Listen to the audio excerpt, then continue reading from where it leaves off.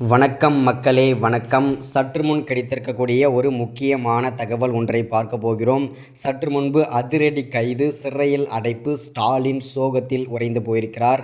யாரை அதிரடியாக அமலாக்கத்துறை கைது செஞ்சிருக்காங்க, என்ன காரணத்திற்காக சிறையில் அதிரடியாக அடைச்சிருக்காங்க, முதல்வர் ஸ்டாலின் யாரை கைது செய்த காரணத்திற்காக சோகத்தில் உறைந்து போயிருக்கிறார், இதை பற்றின முழுமையான தகவல், தெளிவான துல்லியமான விளக்கத்தை தெளிவாக பார்க்கலாம். அதற்கு முன்பு நமது சேனலுக்கு நீங்கள் புதிய பார்வையாளராக இருப்பதற்கு வாய்ப்புகள் நிறையவே இருக்கிறது. முடிஞ்ச அளவுக்கு எல்லாரும் மறக்காமல் சப்ஸ்கிரைப் பண்ணிடுங்க. பண்ண உடனேயே பக்கத்தில் ஒரு பெல் பட்டன் வந்துடும்.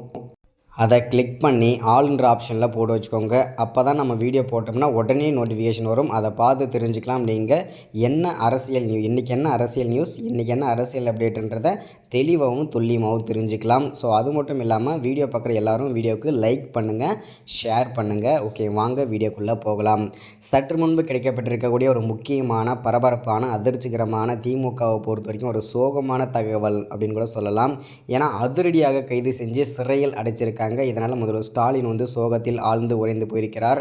யாரை கைது செஞ்சுருக்காங்க அப்படின்னு பார்த்தீங்கன்னாக்கா, அது திமுகவை பொறுத்த வரைக்கும் கடந்த ஒரு 3-4 மாதங்களாகவே பார்த்தீங்கன்னாக்கா பல்வேறு விதமான அமைச்சர்கள் வந்து, பல்வேறு துறை அமைச்சர்கள் வந்து பல்வேறு சர்ச்சைகளில் வந்து சிக்கிட்டு வந்துட்டுருக்காங்க. வருமானத்திற்கு அதிகமான சொத்துக்களை சேர்த்த குற்றத்திற்காகவும், தவறான முறையில் பண பரிவர்த்தனை செய்த குற்றத்திற்காகவும் கைது செஞ்சுருக்காங்க நிறைய அமைச்சர்களை. ஃபஸ்ட்டு வந்து செந்தில் பாலாஜி சிக்கனார், அடுத்ததாக வந்து ஏவா வேலு, அடுத்ததாக ஜெகத் ரட்சகன், அடுத்ததாக அந்த வரிசையில் வந்து பார்த்திங்கன்னா தற்போது முன்னாள் அமைச்சராக இருந்த பொன்முடி அவர்களையும் அவரது மனைவியுமான விசாலாட்சியும் அமலாக்கத்துறை வந்து அதிரடியாக வந்து கைது செஞ்சுருக்காங்க.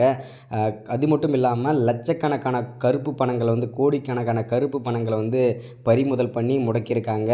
ஸோ இந்த காரணத்திற்காக அமலாக்கத்துறை வந்து அதிரடியாக முன்னாள் அமைச்சரான பொன்முடியும் அவரது மனைவியும் கைது செஞ்சு சிறையில் அடைச்சிருக்காங்க. இந்த காரணத்தினால தான் முதல்வர் ஸ்டாலின் வந்து பேரதிர்ச்சியில் உறைந்து போயிருக்கிறார்.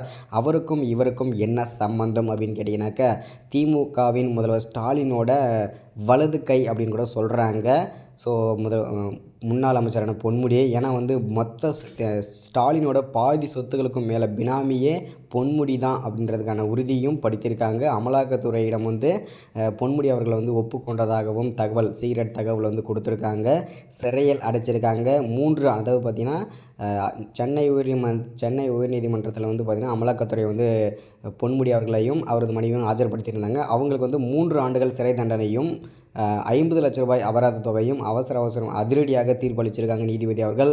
ஸோ அதனால் இதோட அரசியல் வாழ்க்கை முடிய போகிறதுன்றது தெளிவாக உறுதிப்படுத்தியிருக்காங்க.